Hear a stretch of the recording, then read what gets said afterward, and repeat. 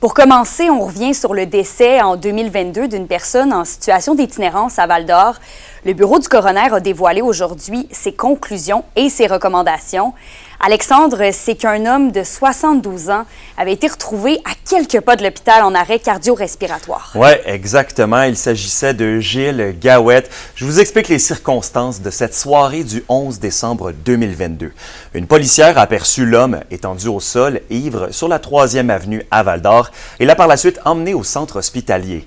Et après plusieurs tests médicaux, on se rend compte que l'état de santé de M. Gawette est précaire. On ordonne alors une garde au patient, puisque ce dernier, bien connu du personnel médical, a l'habitude de quitter souvent, malgré les avis médicaux. Et comme de fait, en soirée, par 2 fois, il tente de s'en aller, en vain, avant que la 3e soit la bonne.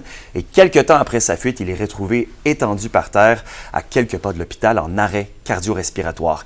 Et ce, malgré les manœuvres de réanimation, le médecin de l'urgence a malheureusement constaté le décès de Gilles Gawette.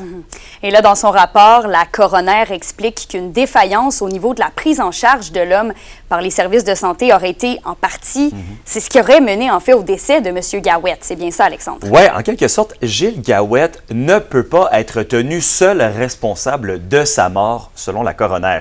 Depuis les événements, on se demande un petit peu à qui la faute dans cette histoire. C'est que l'homme, qui avait une problématique de santé, devait se présenter à répétition à l'urgence de l'hôpital pour obtenir de l'aide et des soins.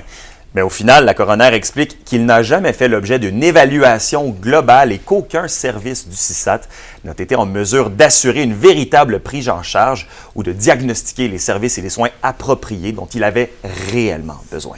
Oui, justement, 18 recommandations ont été soumises par la coroner aux autorités ici de la santé et de la région. Oui, notamment une meilleure prise en charge des usagers en situation d'itinérance et l'implantation d'une ressource d'hébergement en dépendance sous la responsabilité du CISAT.